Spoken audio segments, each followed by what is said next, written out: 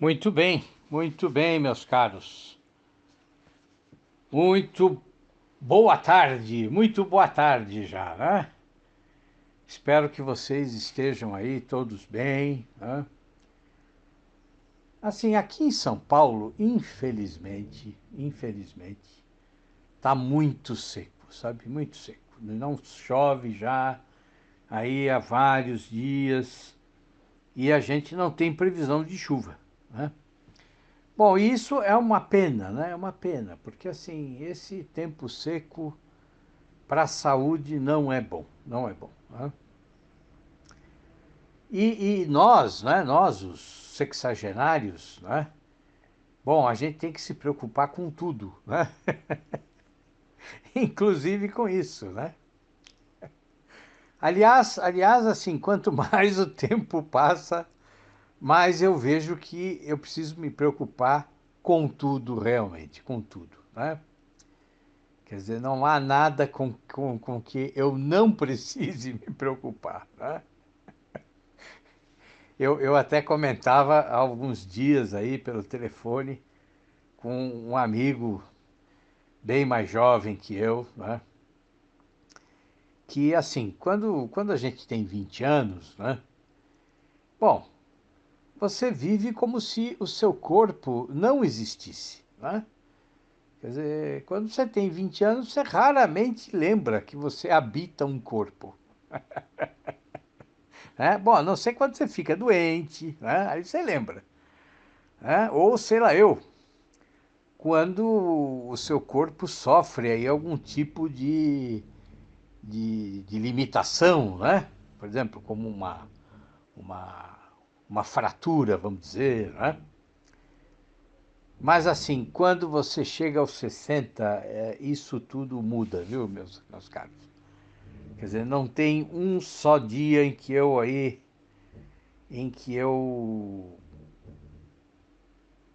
não me levante, né, da cama, em que eu acorde, na verdade, né? Acorde e pense, realmente, né?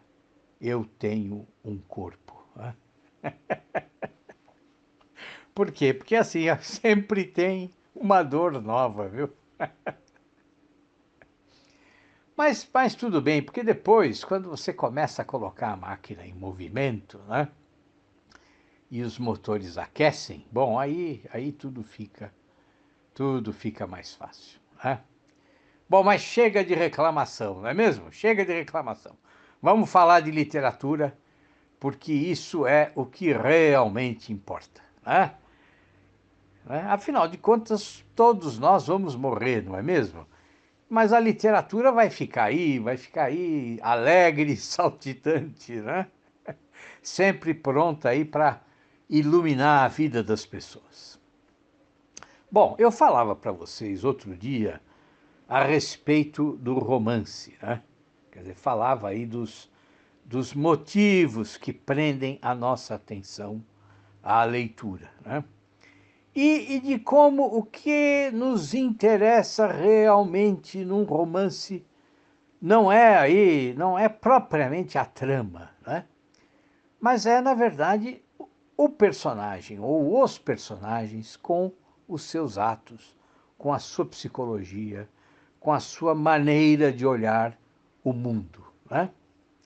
Então a trama funcionaria aí mais como uma armação ou como um suporte que você usa para construir alguma coisa, né? Quer dizer, a trama seria aí como que os andaimes, né? Os andaimes de uma construção, tá?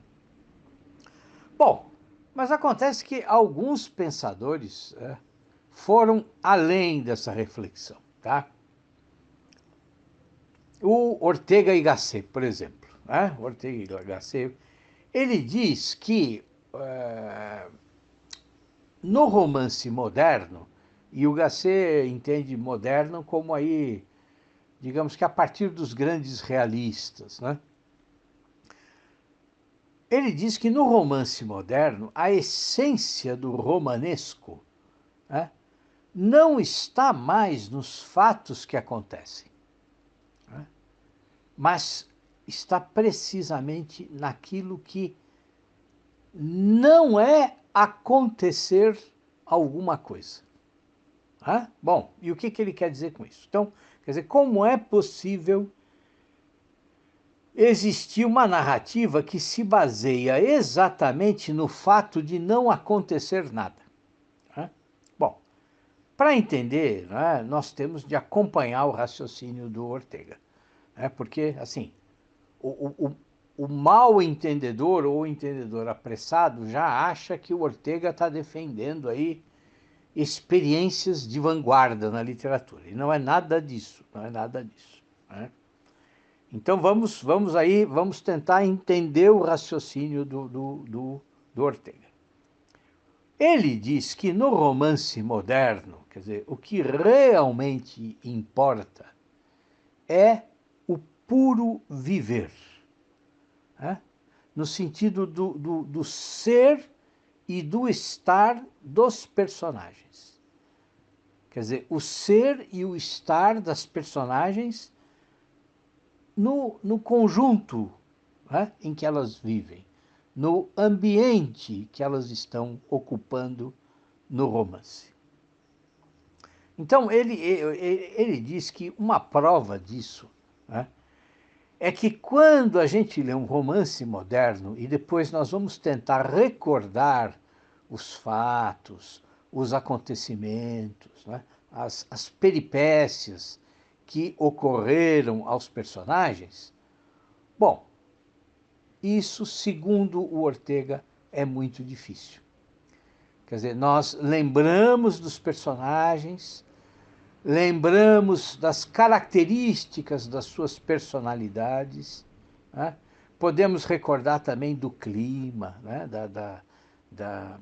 da temperatura, de algum outro fator do cenário, como um odor característico, ou uma luz determinada, ou qualquer elemento que nos recorde aí o próprio ritmo da existência das personagens. Mas é só muito depois de todos esses esforços da memória, é só muito depois desses esforços que a gente começa a lembrar de alguma cena em particular.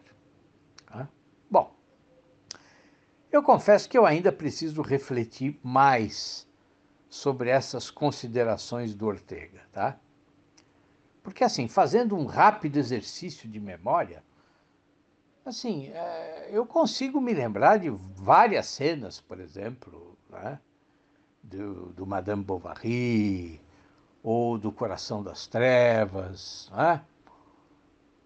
Mas, enfim, são considerações a respeito das quais nós precisamos refletir. Bom, e eu também não estou aqui falando sobre isso para vocês aceitarem cegamente o que o Ortega diz. Quer dizer, não, o objetivo não é esse. Quer dizer, nós estamos aqui conversando, e eu estou fazendo aí algumas reflexões em voz alta. Estou apresentando a vocês o pensamento de um filósofo brilhante, mas com o qual a gente pode concordar ou não. Agora, uma coisa é verdade, quer dizer, a argumentação dele nos obriga a pensar, nos obriga aí a voltar na memória aos grandes romances modernos que nós lemos e, por meio desse exercício, verificar se o que o Ortega fala pode ou não pode estar ancorado, alicerçado aí na nossa experiência como leitores. Agora, o raciocínio dele continua, Então, ele diz, então, que é por esses motivos que ele considera um erro, o romancista que fica aí se desdobrando para encontrar uma ação, Quer dizer, uma ação no sentido aí de uma série de acontecimentos, de um enredo no qual os personagens vão experimentar várias dificuldades. E Ortega dá um exemplo de como o romance pode não depender da trama, né? Ele cita um romance inacabado do Stendhal, né? Aquele romancista francês que escreveu A Cartucha de Parma, né? Ele cita um romance inacabado do Stendhal chamado Lucien Levin, né? Levin. Escreve-se L de lado, E, U de urso, W, E de errado, N de navio, né? Bom, sendo sincero com vocês, eu também não li esse romance do Stendhal, né? E eu nunca me interessei em ler exatamente porque é um romance que ele não terminou, né? Mas o Ortega diz que, apesar do romance ser inacabado, ele é imenso, né? E assim, e segundo o Ortega, não acontece nada ali, nada, né? Quer dizer, e o leitor aí fica só acompanhando o minucioso nascimento, né? A minuciosa germinação do sentimento aí de amor que surge entre os dois personagens centrais, né? E não tem mais nada, né? E diz Ortega que quando a ação parece que vai começar a acontecer, bom, aí o livro termina, né? Mas o Ortega diz que a gente poderia seguir indefinidamente lendo páginas e páginas desse romance, sem que o narrador nos falasse nada mais além dos sentimentos daquele casal de personagens e da cidade em que eles se encontram, tá? Bom, mas assim, o interessante das reflexões do Ortega é que elas não param aí, tá? Quer dizer, o Ortega, então, diante dessas reflexões prévias que ele faz, né, ele vai se perguntar, quer dizer, por que nós não sentimos falta da ação, né? Quer dizer, por que nós não sentimos falta de uma sucessão de conflitos e de peripécias quando a gente lê esse romance? Bom, ele começa a resposta lembrando do que eu dizia num outro áudio para vocês, né? Quer dizer, que no romance a peripécia não é tão importante, não é tão fundamental como num conto, né? E que para o romance o que importa é a vida cotidiana. Quer dizer, que a beleza, né, a graça do romance não está no extraordinário, né, mas está aí no dia a dia simples, né, e sem histórias fantasiosas. Agora, vejam só que teoria interessantíssima do Ortega, né? Então ele diz que, por isso, quer dizer, para despertar a nossa atenção, o nosso interesse, né, o romance não deve buscar a ampliação do horizonte cotidiano do leitor, né? Quer dizer, ou seja, o romance não deve aí ficar apresentando aventuras insólitas, né? Não, mas ele precisa fazer exatamente o contrário. Ele precisa contrair, ele precisa estreitar o horizonte do leitor, né? Então, assim, para o Ortega, a tática do autor tem de ser a de ilhar o leitor. Quer dizer, no romance ele tem que afastar o leitor do seu horizonte real e aprisionar o leitor em um horizonte pequeno, hermético e imaginário, né, que é exatamente o espaço, né, no interior do romance. Quer dizer, o espaço do próprio romance. Ou seja, o romancista precisa prender o leitor no seu universo restrito, né? Fazer com que o leitor se interesse só por aquelas criaturas que existem no romance. O Ortega diz que, então, ele precisa fazer de cada leitor um provinciano transitório. Né? Bela expressão, bela expressão. Né? Por quê? Porque se um romance é bem escrito, então até mesmo o horizonte mais modesto, mais simples, mais atrasado, mais provinciano, vai ser interessante para o leitor. Quer dizer, todo horizonte tem o seu interesse, diz o Ortega. E tudo vai depender da forma desse horizonte, de como o romancista vai apresentar o seu mundo.